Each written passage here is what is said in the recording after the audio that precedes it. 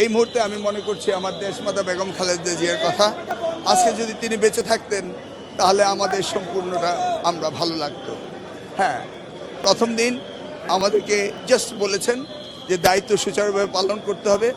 এটাই আমাদের প্রিয় নেতা জনাব তারেক রহমান সাহেব আহ্বান করেছেন। ধন্যবাদ। মিলন ভাই আপনার কি ফোন পেয়েছেন? মন্ত্রী পরিষদের শপথ জি, নিচ্ছেন? ফোন পেয়েছি। জি, ফোন পেয়েছি। কংগ্রাচুলেশন। মিলন ভাই আপনি কোন মন্ত্রণালয় পাচ্ছেন?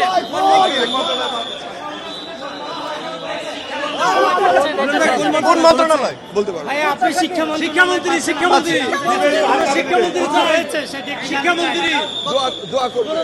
শিক্ষামন্ত্রী দোয়া করবেন।